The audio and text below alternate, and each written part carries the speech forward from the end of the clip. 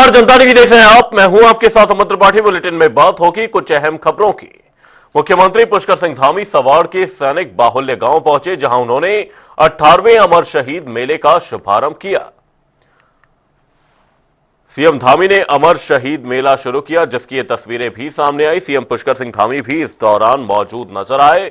उन्होंने शहीद स्मारक पर श्रद्धांजलि देने के बाद मेला समिति ने उन्हें शॉल और स्मृति चिन्ह भेंट कर सम्मानित किया।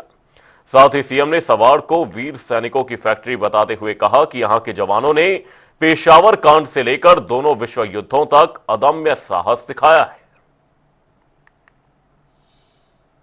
का शिकार बने भाइयों बहनों, हमने राज्य में भ्रष्टाचार को समाप्त करने के लिए जीरो टॉलरेंस की नीति के तहत हम संकल्पित होकर कार्य कर रहे हैं। इसी का परिणाम है कि आज प्रदेश में पहली बार पिछले 3 वर्षों में हमने आईएएस, पीसीएस, आईएफएस स्तर के अधिकारियों सहित भ्रष्टाचार में लिप्त 200 से भी अधिक लोगों को जेल की सलाखों के पीछे पहुंचाने का काम भी सरकार ने किया है।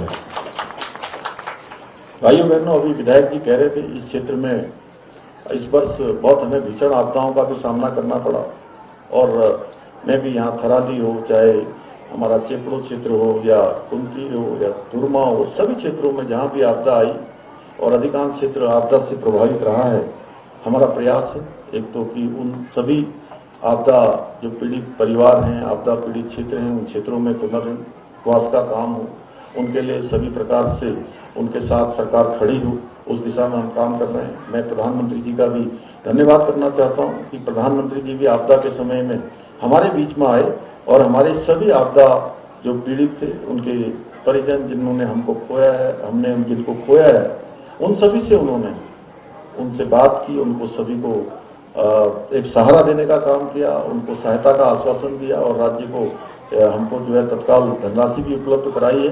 हम सब लोग पूरी तरह से समर्पित होकर उस क्षेत्र को आगे बढ़ाने के लिए फिर से काम करेंगे। भाइयों बहनों, आज के इस अवसर पर अभी विधायक जी ने कुछ यहाँ पर जो प्रमुख बातें कही हैं, मैं भी उसको घोषणा करता हूँ कि विधानसभा क्षेत्र थराली के अंतर्गत ग्वालदम देवल बाण मोटर मार्ग को अभी मुझे एक प्रतिनिधि मंडल भी मुझे मिला था यहाँ पर आने से पहले, उन सभी जनभावनाओं को दृष्टिगत रखते हुए माँ नंदा राजजात के उपरांत लोक निर्माण विभाग से सीमा सड़क संगठन को ये मार्ग हस्तांतरित कर दिया जाएगा। इसमें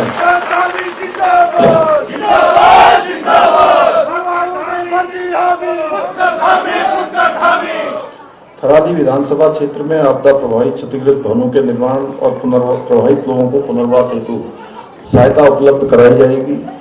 विकासखंड देवाल के अंतर्गत ग्राम पंचायत तोरती रामपुर से गुड़कू होते हुए कुमाऊं से मिलान जोड़ने के लिए ग्राम सभा ढोला कपकोट बागेश्वर तथा कुमाऊं गढ़वाल मिलान मोटर मार्ग का निर्माण कार्य भी किया जाएगा। विकासखंड थराली के तलवाड़ी में तथा विकासखंड नंदानगर में लाखी में मिनी स्टेडियम खेल मैदान का निर्माण किया जाएगा।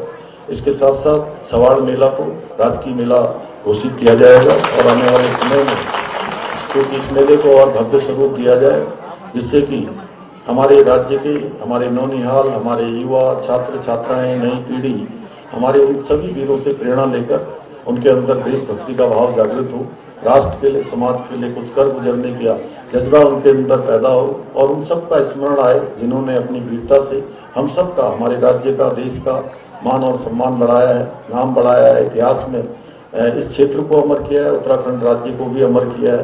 तो ऐसे सभी कामों को आगे बढ़ाया जाएगा। इस अवसर पर मैं आप सभी को विश्वास दिलाना चाहता हूं कि मैं और हमारी सरकार इस वीर भूमि के विकास और सैनिक परिवारों के कल्याण के लिए इसी प्रकार निरंतर कार्य करती रहेगी। मुझे यही विश्वास है कि सवाड़ की वीर भूमि के मेरे आप सभी परिवार को इसी प्रकार हमारी सरकार के साथ कंधे से कंधा मिलाकर अपना योगदान देते रहेंगे, अपना आशीर्वाद देते। बाजपुर में दोराहा पर सरदार सुखदेव सिंह नामधारी की अगुवाई में सिख समाज ने कांग्रेस नेता हरक सिंह रावत का पुतला फूंका है। आरोप है कि हरक सिंह रावत ने सिख धर्म पर अमर्यादित टिप्पणी की थी, जिससे समुदाय में भारी आक्रोश है। वहीं पूर्व अल्पसंख्यक आयोग अध्यक्ष नामधारी ने चेतावनी दी कि तराई में प्रवेश करने पर अब झंडों से नहीं डंडों से स्वागत होगा।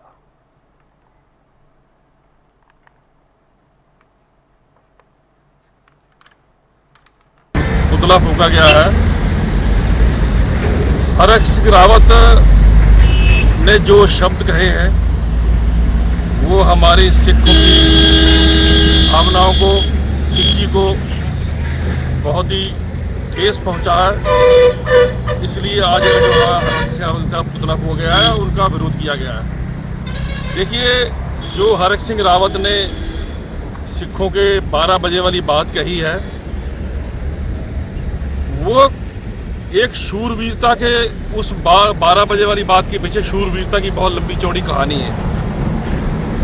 और उसने मजाक उड़ाया है हमारे सिख कौम का, हमारे पंथ का, जो कि हमने एक जो इस सम्मान को बहुत शहीदियाँ दे के हमारे गुरुओं ने, हमारे बड़ों ने इसको प्राप्त किया, उस सिक्की को उसने ठेस पहुँचाई है। उत्तरकाशी शीतकालीन चारधाम यात्रा का पावन आगाज श्रद्धा और उत्साह के साथ हो गया है। इसी कड़ी में यमुनोत्री धाम की शीतकालीन यात्रा खरसाली गांव में विधिवत पूजा अर्चना के पश्चात यात्रा का शुभारंभ किया गया, जिसको लेकर आदि गुरु शंकराचार्य की परंपरा को निर्वाह करते हुए शंकराचार्य स्वामी अविमुक्तेश्वरानंद ने खरसाली से यात्रा की शुरुआत की, जिसके बाद सौम्यकाशी उत्तरकाशी पहुंचे। इस दौरान भक्तों ने पुष्प वर्षा कर उनका भावपूर्ण स्वागत और अभिनंदन किया। ये जो हमारा हिमालय क्षेत्र है, आज की भौगोलिक परिस्थिति के अनुसार जो उत्तराखंड है, उसमें वैसे तो सर्वत्र धाम है, लेकिन उनमें भगवान बद्री विशाल के धाम का जो मूल महत्व है, उसकी शुरुआत ही भगवती यमुना जी के दर्शन, फिर भगवती गंगा जी के दर्शन, फिर भगवान केदारनाथ जी के दर्शन, फिर भगवान बद्रीनाथ जी के दर्शन का सौभाग्य मिलता है। विगत 3 वर्ष पूर्व ज्योतिष पीठ के जगतगुरु शंकराचार्य परमाराध्य परम धर्माधीश उत्तरामनाथ ज्योतिष पीठाधीश्वर शंकराचार्य स्वामी श्री अविमुक्तेश्वरानंद सरस्वती जी महाराज ने इस यात्रा को पुनः आरंभ किया और आरंभ करके चारों स्थानों पर जाते हैं। और उसी क्रम में 3 वर्ष से हम लोग भगवान काशी विश्वनाथ जी के दर्शन के लिए उत्तरकाशी भी आते हैं। इसी के इस पावन धरा पर भगवान शंकराचार्य जी का पदार्पण हो चुका है। कल सुबह 7:30 बजे मां गंगा के शीतकालीन प्रवास मुखबा में जाएंगे और निरंतर पूजा अर्चना के बाद शीतकालीन यात्रा जो है वो प्रारंभ हो रखी है।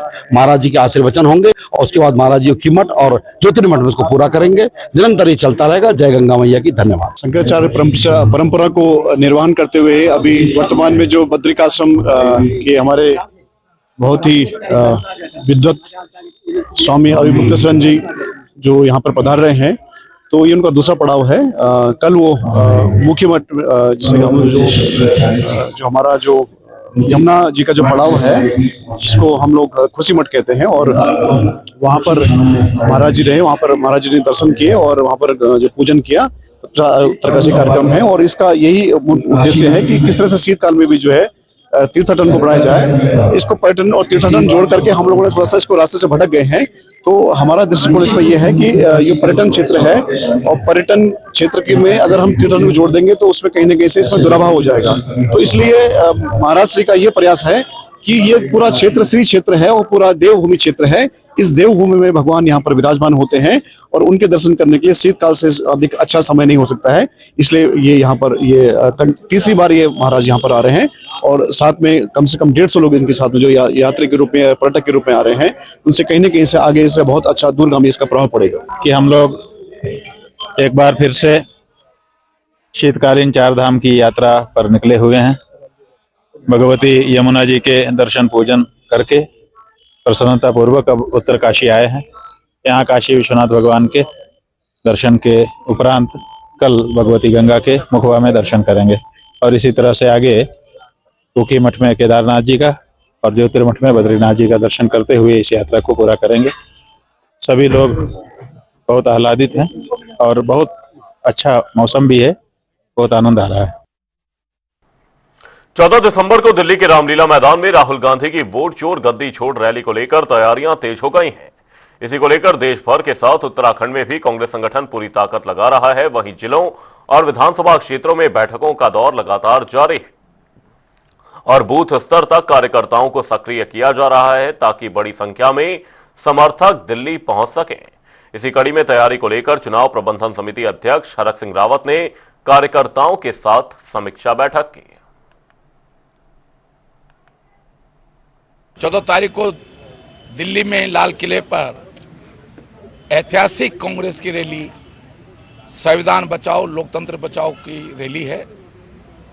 उसके लिए हमने उत्तराखंड, क्योंकि दिल्ली के काफ़ी नज़दीक है, तो हमारी कोशिश है कि उत्तराखंड से अधिक सहभागिता इस दिल्ली की रैली में हो।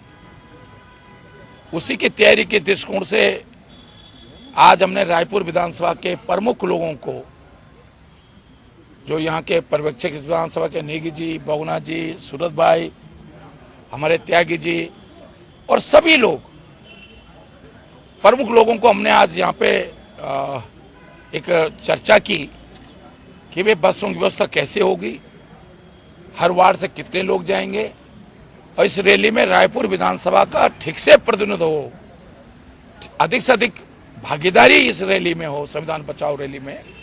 उसके लिए आज हमने ये प्रमुख कार्यकर्ताओं की एक बैठक ली है, क्योंकि कल ही हम लोगों ने ये निर्णय लिया कि आज हम ये बैठक लेंगे। इसलिए बहुत सारे, ये कोई भीड़ और सम्मेलन नहीं था, केवल व्यवस्थाओं के दृष्टिकोण से कि किस वार्ड से कितने लोग जाएंगे, कैसे बस की व्यवस्था होगी, कारों से कौन जाएंगे। लेकिन हमने एक जरूर किया है कि हर बस में हमारा कोई जिम्मेदार कार्यकर्ता, 1-2 कार्यकर्ता बस में होंगे, कि बहुत सारी दिक्कतें आती हैं, कहीं बस खराब हो गई, कहीं कोई दिक्कत आ सकती है। रामनगर में बाहरी लोगों की ओर से रिजर्व फॉरेस्ट क्षेत्र में अवैध अतिक्रमण कर घर बनाने का मामला सामने आया है, जिसको लेकर वन विभाग और जिला प्रशासन ने संयुक्त कार्रवाई शुरू कर दी है। इसे डेमोग्राफिक चेंज की कोशिश के रूप में भी देखा जा रहा है। इसी को लेकर एसएसपी नैनीताल मंजुनाथ टीसी ने बताया कि फॉरेस्ट विभाग के अनुरोध पर 3 additional SP, 8 SHO, fire units, tear gas squad समेत भारी पुलिस बल तैनात कर अतिक्रमण हटाने की कार्रवाई की जा रही है। जी देखिए, पुचड़ी में एक वन विभाग का जो है पेश कीमती लैंड है, रिजर्व फॉरेस्ट बोलते हैं। पुचड़ी में वन विभाग का रिजर्व फॉरेस्ट में तो कुछ अवांछनीय और बाहरी तत्वों द्वारा तो छोटा सा मजदूरी के आड़ में आकर जो है बहुत व्यापक तौर पे उन्होंने अतिक्रमण कर दिया है और डेमोग्राफी चेंज भी कारित किया गया है। कुल मिला के इसके तहत जो है फॉरेस्ट विभाग ने सारे नियमानुसार, ये फॉरेस्ट विभाग का ऑपरेशन है, फॉरेस्ट विभाग ने हमें केवल फोर्स मांगा है, तो हमने सारी संसाधन, पुलिस प्रशासन और प्रशासन की विभिन्न विभागें जैसे कि पीडब्ल्यूडी विभाग, बिजली विभाग, स्वास्थ्य विभाग, नगर निगम, ये सभी लोग जो है अपने अपने आवश्यक संसाधनों को हमने जुटा के फॉरेस्ट विभाग को उपलब्ध कराया है। अभी जो है कल जो है वन विभाग, पुलिस विभाग और प्रशासन की नेतृत्व में तो वन विभाग जो है उसको ऑफिशियली उसका अतिक्रमण के जद में आने वाले स्ट्रक्चर्स को हटाएंगे। अभी तक हमारे जनपद में से कुल मिला के 3 एडिशनल एसपी, 3 सीओस और एसओ एसएचओस 8 और चौकी इंचार्ज 14 और एसआईस 50 और फोर्स जो 200 प्लस फोर्सेस हैं और multiple fire units, CPU units, traffic की टीम्स और एक एसडीआरएफ की team, tear gas squads, firing squads, videography teams के 2 ड्रोन्स और विभिन्न प्रकार की बैरियर्स का तैनाती करते हुए प्रिजन वैन्स का भी तैनाती कर रहे हैं। हमने कुल मिला के इस सब के अतिरिक्त 2 कंपनी पीएसी, 2 कंपनी और 2 प्लाटून पीएसी हमने तैनात किया है। इसमें जो है पीएचक्यू और माननीय कुमाऊं रेंज से भी हमके अतिरिक्त पुलिस बल प्रदान किए जा रही है।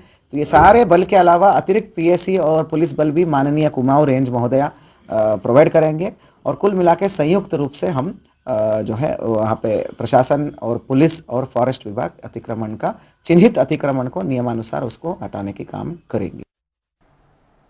खटीमा कोतवाली में प्रभारी निरीक्षक विजेंद्र शाह के नेतृत्व में नशे की प्रवृत्ति, अतिक्रमण और बिना अनुमति पार्किंग से पैदा हो रहे जाम पर अहम बैठक की गई, जिसको लेकर मेला घाट रोड जाम समाधान, टुक सत्यापन, रूट निर्धारण, सीसीटीवी कैमरे बढ़ाने और रेहड़ी ठेली पर नियंत्रण जैसे फैसले लिए गए। इसी कड़ी में पुलिस ने नशे के कारोबारियों, अतिक्रमणकारियों और नियम तोड़ने वालों पर सख्त कार्रवाई की चेतावनी भी दी। आदर्श खटीमा, सुंदर खटीमा, स्वच्छ खटीमा और स्वस्थ खटीमा जो बनाने का सपना हमारे प्रदेश के मुखिया देखते हैं, हर जगह देखते हैं, तो उसी के तहत आज खटीमा में सम्मानित कोतवाल साहब के द्वारा एक मीटिंग आयोजित की गई थी, जिसमें नगर पालिका की तरफ से मैंने भी प्रतिभाग किया है और हम सब लोगों का ये विचार है कि खटीमा को जितना भी हो सकता हो जाम से मुक्त किया जाए, क्योंकि जाम की वजह से ही काफ़ी हद तक हमारा शहर अव्यवस्थित नज़र आता है। जो एक सुंदर शहर है लेकिन एक अव्यवस्था के कारण अव्यवस्थित नज़र आता है, तो उसको दूर करने के लिए हम लोगों ने आज विचार विमर्श किया है और इसमें हम लोगों को जरूर सफलता मिलेगी, इस बात का हमें पूरा भरोसा है। और जो अतिक्रमणकारी हैं उनके खिलाफ सख्त से सख्त कार्रवाई की जाएगी।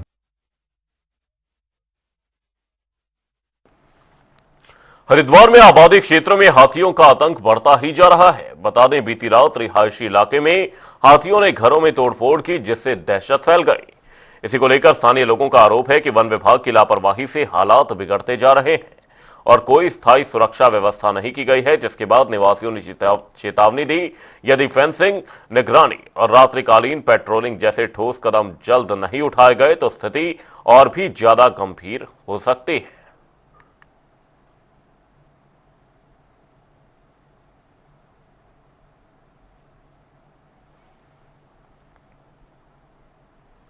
नैनीताल जिले के रामनगर पुछड़ी क्षेत्र में आरक्षित वन भूमि से अतिक्रमण हटाने के लिए प्रशासन और वन विभाग ने संयुक्त कार्रवाई की है, जिसके चलते सख्त सुरक्षा व्यवस्था के चलते 52 अवैध स्ट्रक्चर ध्वस्त किए गए। वहीं एडीएम विवेक राय ने बताया कि नोटिस और सुनवाई के बाद ही यह कानूनी कार्रवाई की गई है। साथ ही कुछ पीड़ितों ने आरोप लगाया कि जमीन उन्हें 2 से 3 लाख रुपए में बेची गई थी।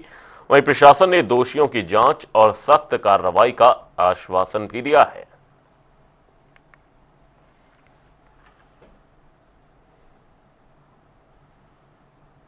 मसूरी मॉल रोड पर सौंदर्यीकरण विवाद छा गया है। लोक निर्माण विभाग ने पिक्चर पैलेस और ग्रीन चौक पर कोबल स्टोन हटाकर इंटरलॉकिंग टाइल्स लगाने का काम शुरू किया है। स्थानीय लोग, व्यापारी और जनप्रतिनिधि समय और गुणवत्ता पर नाराज हैं। वहीं सर्दियों में फिसलन की आशंका, पर्यटन प्रभावित होने की चिंता जताई जा रही है। अधिकारियों पर लापरवाही और पैसे के दुरुपयोग का आरोप और दोषियों पर कार्रवाई की मांग उठाई जा रही है। माल रोड का सौंदर्यीकरण माननीय मंत्री जी के माध्यम से कराया। उस माल रोड के सौंदर्यीकरण से मसूरी की माल रोड में 4 चांद तो लगे हैं और उससे मसूरी में ड्रेनेज सिस्टम से लेके जो हमारी बिजली की तारें ज़मीन में चली गई थी, सीवर लाइन अंडरग्राउंड हो गई थी, रोड के अंदर ही हो गया, सब कुछ अंडरग्राउंड सिस्टम हुआ, उससे तो सब कुछ ठीक है।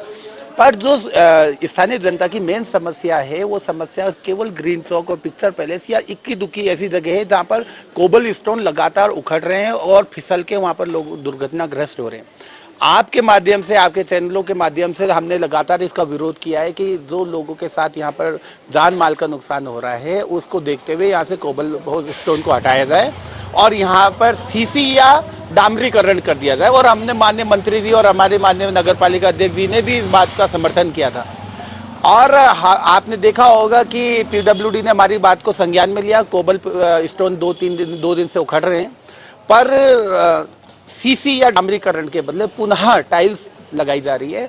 और जो हम लोगों का पक्ष था, आम जनता का पक्ष था, हमारा पक्ष था, तो ये सीसी होती या फिर डामरीकरण होती तो ज़्यादा बेहतर होता।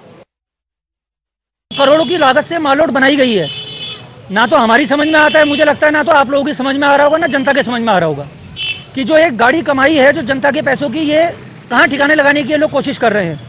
आप देख रहे होंगे जहाँ कोवल पत्थर बिछाए गए थे, अगर ऐसे ही पत्थर लगाने तो वही ठीक थे, स्लिप तो उन पर भी हो ही रहे थे, ये तो उससे ज़्यादा स्लिपी पत्थर नज़र आ रहे हैं। जहाँ लोक निर्माण विभाग को कार्य करना होता है, अभी एक बस स्टैंड पर एक टैक्सी गिरी थी, अभी आप जाइए वहाँ खबर आप बना सकते हैं, अभी तक 10 दिन बीत चुके हैं, रेलिंग नहीं लगी। जो काम इन्हें करने हैं वो तो ये करते नहीं है। मसूरी गैस के बैंड पे आप देखिए जाके, पिछले 6 महीने से हम उनको बोल रहे हैं कोने का गड्ढा भर दीजिए, वो गड्ढा इनसे भरा नहीं जाता है। तो किस प्रकार की इनकी कार्यप्रणाली हमारे को समझ में नहीं आता है। तो आप देख सकते हैं वो स्लिपी पत्थर है वो, और जो इन्होंने ये पत्थर उखाड़े हैं, जहाँ जहाँ ये उखाड़ते हैं यहाँ छोड़ के चले जाते हैं। और मैं आपके माध्यम से ये भी कहना चाहूँगा, जो ये बैरियर है और पिक्चर पैलेस से किताबगढ़ तक का बैरियर है, इसके बीच में जो भी कार्य होते हैं इसके लिए गाली नगर पालिका खाती है, बल्कि कार्य लोक निर्माण विभाग का है। तो ये अपना कार्य गुणवत्ता से करते नहीं है, तो हम तो इससे बिल्कुल संतुष्ट नहीं है कि ये कार्य प्रणाली का है। तो आप क्या चीज़ बनाई जाए यहाँ पर? हमने तो उनको बोला था, फिलहाल वैसे तो आपने करोड़ों की जो पैसे हैं वो खराब कर ही दिए हैं, 6.5-7 करोड़ जो भी इनका अनुमान है। आप फिलहाल इसमें सीसी बिछा दीजिए, नया साल करीब है, वैसे मसूरी में जो व्यापारी है बेचारा काम है नहीं, और इस समय आपने और ये सड़कें खोद के छोड़ दी हैं, तो आपका कोई कार्य मुख्य चौराहा है। यहाँ पे लगातार पत्थरों पे फिसलन की शिकायतें आ रही थी। यहाँ पे कई स्कूटी चालक यहाँ पे कई बार गिर चुके हैं। जिसको देखते हुए पीडब्ल्यूडी विभाग ने, लोक निर्माण विभाग ने निर्णय लिया कि ये पत्थर फिसल रहे हैं तो इसकी जगह एक वैकल्पिक टाइल की व्यवस्था करी गई है और जिसके अवज में अभी यहाँ पे 2-3 दिन से यहाँ पे खुदाई चालू हो गई है। थोड़ा अव्यवस्था हो रही है, दिक्कतें हो रही है, यातायात को लेकर थोड़ा दिक्कतें हो गई। इसके लिए हमने अभी तुरंत मैंने जेई साहब से भी बात करी है और मैंने अभी उन्हें फ़ोन के माध्यम से भी सूचित किया गया और उनसे मैंने निवेदन किया है कि ये जो भी कार्य वो कर रहे हैं वो रात में करें ताकि जनता को कोई दिक्कत ना हो। और उन्होंने हमारा फिलहाल निवेदन स्वीकार कर निश्चित करना पड़ेगा कि वो जो भी योजना बनाते हैं, देखिए कि ये जनता का टैक्स का पैसा है और अधिकारियों को सुनिश्चित करना चाहिए जिस समय वो लगाते हैं कि इस तरह का अगर यदि कोई दिक्कत आ रही है तो मैं तो ये कहूँगा कि यदि जिस एजेंसी ने इसको लगाया, जो ठेकेदार इसको काम कर रहे हैं, उनको दंडित करना चाहिए कि ये देखिए क्योंकि आपने सही काम नहीं किया, गुणवत्ताहीन काम किया, तभी तो ये फिसल रहा है। आज तक कॉबल स्टोन और जगह भी लगे हैं, फॉरेन कंट्री में कॉबल स्टोन चलते हैं, वैसी कोई शिकायत नहीं आई है। हो सकता है ये पत्थर द्वितीय दर्जे का लगाओ और इससे क्या होता है, देखिए कहीं ना कहीं हमारी सरकार के भी ऊपर भी प्रश्न चिन्ह आता है और ये अधिकारी भी समझ लें कि अगर उनकी लापरवाही की वजह से कहीं सरकार की बदनामी आई होगी तो हम सरकार से, अपने मंत्री से निवेदन करेंगे कि ऐसे अधिकारियों को नहीं बख्शा जाए जो सरकार की लगातार बदनामी का कारण बन रहे हैं। बुलेटिन में फिलहाल के लिए सिर्फ इतना ही, रुकेंगे एक छोटे से ब्रेक के लिए। देखते रहिए जनता टीवी।